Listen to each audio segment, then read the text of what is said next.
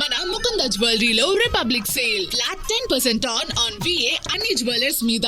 నూతన branches Jubilee hills మరియు వైజాగ్ లో అతి త్వరలో ప్రారంభం. సూర్యుడు భూమి మధ్య చంద్రుడు వచ్చినప్పుడు చంద్రుని నీడ భూమిపై పడి సూర్యుడు పూర్తిగా లేదా పాక్షికంగా కనిపించకుండా పోతుంది. దీనిని సూర్యగ్రహణం అంటారు. ఇది అమావాస్య రోజున సంభవిస్తుంది.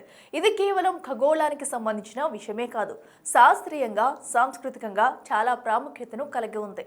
సూర్యగ్రహణాన్ని ఖగోళ శాస్త్రవేత్తలు పరిశీలించి దాని పట్టు విడుపు సమయాలను లెక్కగడతారు.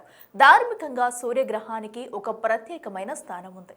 అయితే ఈ ఏడాది తొలి సూర్యగ్రహణం ఏర్పడబోతుంది. దీనికి సంబంధించి పూర్తి వివరాలు ఇప్పుడు తెలుసుకుందాం. 2026 సంవత్సరంలో తొలి సూర్యగ్రహణం మంగళవారం ఫిబ్రవరి 17న సంభవించనుంది.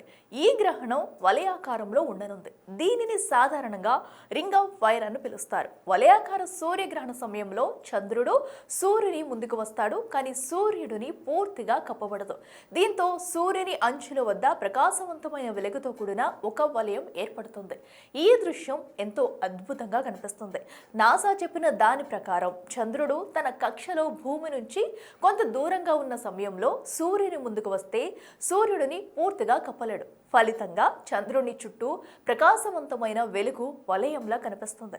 ఇదే దృశ్యాన్ని రింగ్ ఆఫ్ ఫైర్ అని అంటారు. ఇక సూర్యగ్రహణం మన భారతదేశంలో కనిపిస్తుందా అన్న సందేహాలు చాలా మందిలో నెలకొన్నాయి. ఈ వలయాకార సూర్యగ్రహణం భారత్లో కనిపించదు. అందువల్ల దేశంలో ఉన్న ప్రజలు ఈసారి రింగ్ ఆఫ్ ఫైర్ దృశ్యాన్ని ప్రత్యక్షంగా చూడలేరు. అయితే ప్రపంచంలోని ఇతర ప్రాంతాల్లో ఈ ఖగోళ దృశ్యాన్ని స్పష్టంగా చూడవచ్చు. దక్షిణ అమెరికా, ఆఫ్రికాలోని కొన్ని ప్రాంతాలు, అట్లాంటిక్ మహాసముద్రం, దాని పరిసర ప్రాంతాల్లో చూడవచ్చు.